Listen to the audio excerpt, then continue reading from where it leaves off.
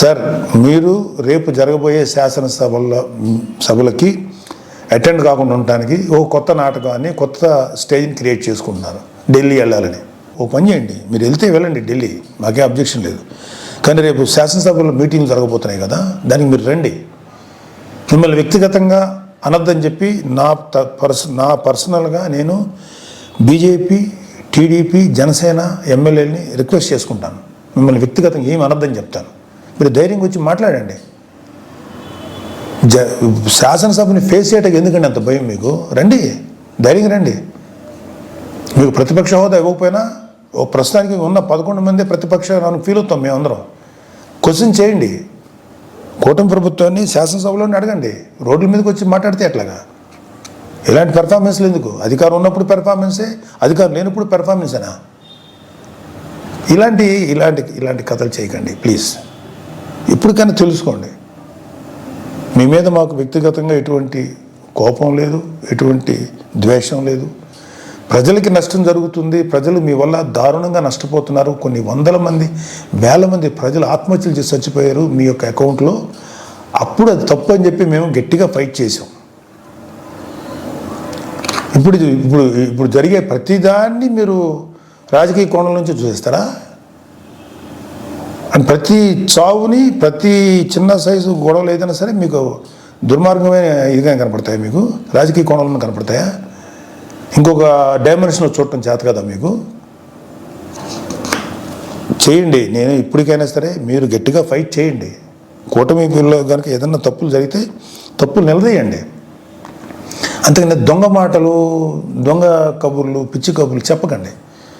మీకు ఒక పేపర్ ఉంది, మీకు భజన చేసేటువంటి కొన్ని మీడియా సంస్థలు ఉన్నాయి, పర్లేదు, వాటిని మీరు ఉంచుకోండి. కానీ మాట్లాడేదానికి, లేకపోతే మీరు ఏదైనా ఒక వ్యక్తిని నేరస్తునిగా చేసేదో, లేకపోతే ఒక వ్యక్తిని రెస్పాన్సిబుల్గా చేసేదానికి ఒక ఇంగితంగా, ఒక సెన్సిబుల్గా ఉండాలి. నేను అసలు మాట్లాడకూడదు, నాకెందుకు, నేను పార్టీ పనిలో చేసుకునేవాడిని, నాకు ఈ పొలిటికల్గా నేను మాట్లాడకూడదని నేను ఇంతకాలం మాట్లాడాలి. ఎన్నిసార్లు ఈ గత 40 రోజుల నుంచి ఊదరగొడుతున్నారు. అధికారం శాసనసభలో ప్రమాణ స్వీకారం చేసిన మొదటి రోజు నుంచి ఏం చేయట్లేదు, వెయిట్ చేయండి, అన్నీ చేస్తారు.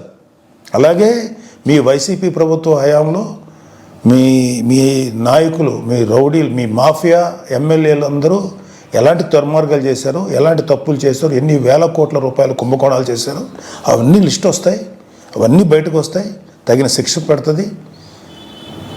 మీరు మీ సొంత బాబాయ్ చనిపోతే కనీసపు రెస్పాన్స్ లేని మీరు ఎలా మాట్లాడతారండి? ప్లీజ్, ఇది కరెక్ట్ పద్ధతి కాదు. ఇప్పటికైనా నేర్చుకోండి, ఇప్పటికైనా తెలుసుకోండి. ఇప్పటికైనా చెప్పుడు మాటలు, పిచ్చి మాటలు వింటాం మానేయండి.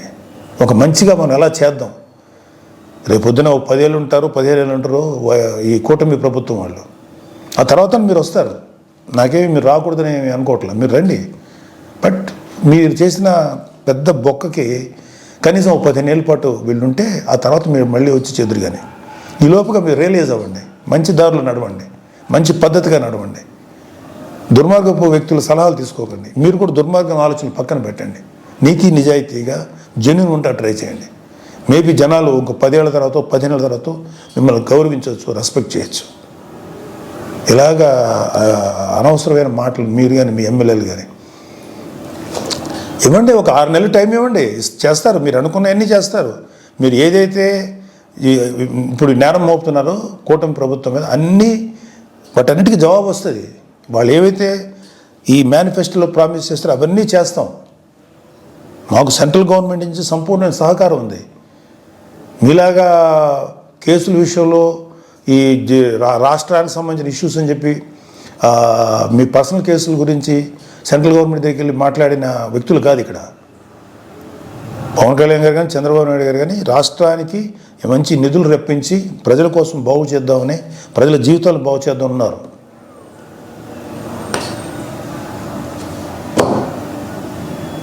తెలుసుకోండి. ఇప్పటికైనా 10 ఏళ్ళ తర్వాత, 15 ఏళ్ళ తర్వాత మళ్ళీ అవ్వచ్చు. మీరు ఇంకా చాలా వయసు ఉంది.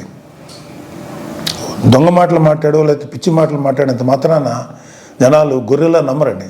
జనాలు చాలా చాలా ఇంటెలిజెంట్ పీపుల్. వాళ్ళు ఎవడు మంచోడో, ఎవడు చెడ్డోడో, ఎవడు ఎలాంటి వాడో ప్రజలు చాలా కూలంకషంగా గమనిస్తారు. త్వరలోనే మేము కూటమి ప్రభుత్వం మీకు సరైన ఆన్సర్ చెప్తుంది.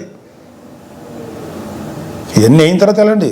మీరు వెళ్ళి ఢిల్లీ వెళ్ళి ధర్నాలు చేసుకుంటారా, రాష్ట్రపతి వాళ్ళు పెట్టాలి కోరుకుంటే చెప్పండి, వాళ్ళకి సహేతుకమైన కారణాలు చెప్పండి.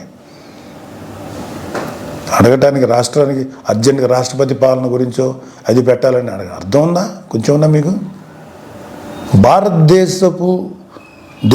భారతదేశానికి స్వాతంత్రం వచ్చిన తర్వాత ఆఖరికి యూపీ లాంటి రాష్ట్రాల్లో కూడా, బీహార్ లాంటి రాష్ట్రాల్లో కూడా జరిగినటువంటి అరాచకం ఆంధ్రప్రదేశ్ జరిగింది మీ 5 ఏళ్ల ప్రభుత్వ పాలన హయాంలో. అది మీరు గుర్తుపెట్టుకోండి. పిల్లి కళ్ళు మూసుకొని పాలు తాగితే ఎవరు చూడలేదు అనుకోకండి, అన్నీ చూస్తున్నారు. మీ మీద ఎన్ని రకాల దుర్మార్గాలు చేశారో మీ ప్రభుత్వంలో, మీ హయాంలో అన్నీ ఉన్నాయి. అన్నీ బయటకు వస్తాయి, కంగారు పడకండి, అన్నీ వస్తాయి.